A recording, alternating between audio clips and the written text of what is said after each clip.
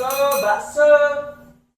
Halo adik-adik, kali ini kita akan bahas soal perbandingan trigonometri antara sinus, kosinus, dan tangen.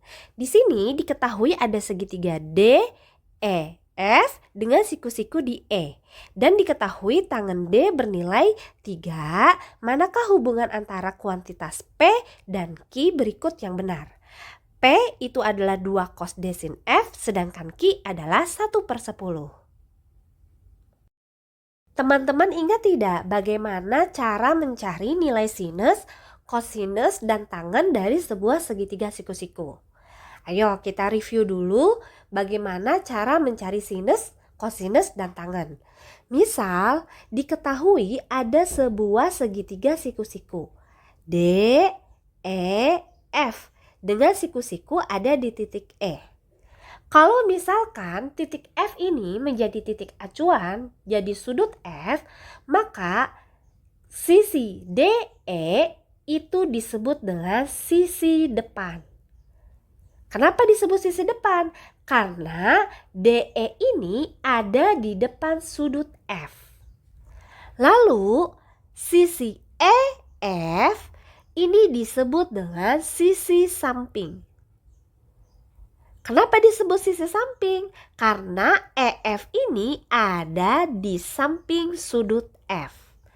Lalu DF ini disebut dengan sisi miring. Lalu bagaimana cara mencari sinus? Sinus F ini dapat dicari dengan cara sisi depan dibagi dengan sisi miring, atau disingkat demi. Lalu bagaimana cara mencari cos F? Cos F ini dengan cara membagi sisi samping dengan sisi miring, atau disingkat sami. Lalu yang terakhir, bagaimana cara mencari tangan F? Tangan F itu berarti sisi depan dibagi dengan sisi samping, atau desa. Nah, untuk mempermudah mengingatnya, kalian ingat saja, kalau mau mencari sin berarti sin demi. Kalau mau mencari kos berarti kos sami. Kalau mencari tan berarti tan desa. Oke, selanjutnya di soal diketahui ada sebuah segitiga siku-siku. Segitiga siku-siku D, E, F dengan siku-siku ada di E. Lalu diketahui nilai tangen D itu adalah 3. Tadi kita sudah belajar kalau mau mencari tangen itu rumusnya tan desa. Tan desa itu apa? Depan dibagi samping. Jadi rumus tangen itu adalah depan dibagi samping. Karena di sini di soal diketahuinya tangen D, maka yang jadi acuan, jadi patokan adalah sudut D yang ada di atas ini. Nah, sisi depannya mana? Sisi depan dari sudut D berarti adalah EF. Ini adalah sisi depan. Lalu sisi sampingnya mana? Sisi samping dari sudut D ini adalah DE. Ini adalah sisi samping. Dan DF ini adalah sisi miring. Nah, kita sekarang cari tangen D bernilai 3. Itu sama artinya dengan 3/1. Tangen itu rumusnya depan per samping, sama dengan 3/1. Jadi depannya sama dengan 3, sedangkan sampingnya adalah 1. Lalu kita akan mencari sisi miringnya. Bagaimana cara mencari sisi miring? Sisi miring ini bisa dicari dengan cara teorema Pitagoras, yaitu akar dari 3 kuadrat ditambah 1 kuadrat sama dengan akar dari 9 ditambah 1 sama dengan akar 10. Lalu kita cari nilai cos D.